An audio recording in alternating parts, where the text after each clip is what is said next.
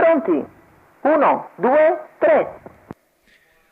Questa volta è convalidato il segnale, c'è lotta per il comando, ci va LD3B, è sbagliato Ecuador CR ed LD3B fila davanti nei confronti di Everett Griff, poi gli altri a seguire tutti in fila indiana con Ecuador CR rimesso. Intanto i 200 iniziali in 15,7 con partenza da fermo e guida LD3B.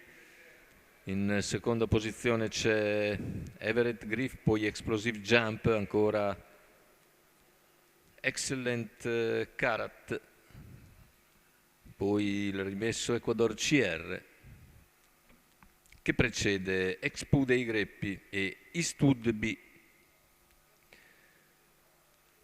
Se ne vanno i primi 600 metri di gara, tutti in rigorosa fila indiana alle spalle di LD3B.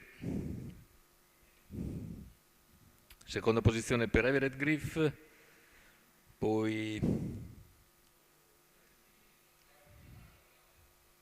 la progressione esterna da parte di numero 7 Expo Ecuador dei CR, Greppi, che viene però squalificato. anticipato da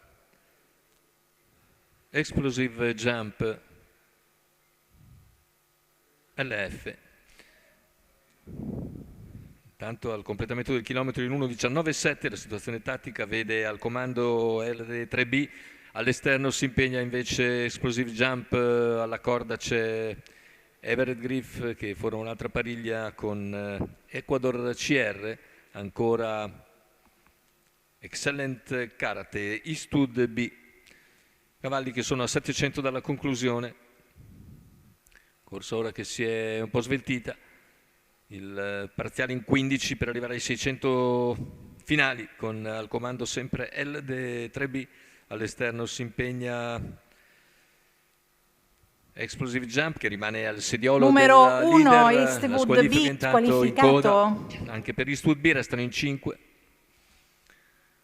Sempre condotti da LD che ha in schiena Everett Griff, all'esterno Explosive Jump, poi in terza ruota accenna Ecuador CR che torna dopo l'errore sulla prima curva, viene via cattivo Ecuador CR, LD Egral allunga comunque, un paio di lunghezze di vantaggio all'ingresso addirittura, ultimi 100 metri di gara con LD Egral in vantaggio, Ecuador CR che ci prova, poi Everett Griff finale con LD e 3B che vince come vuole. Secondo posto per un Ecuador CR comunque tonico che piega nel finale nettamente Everett Griff, 1:17,2 con 29,6, anzi un doppio 29,6 per gli ultimi 800 metri,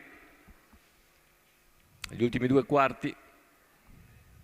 Fa bene i propri calcoli Enrico Bellei che porta alla vittoria LD3B, doppio chilometro, partenza con i nastri, percorso di testa vincente.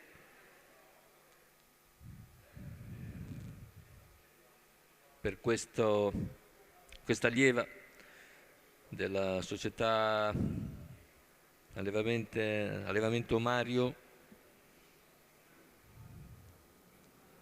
della scuderia 30 e 40.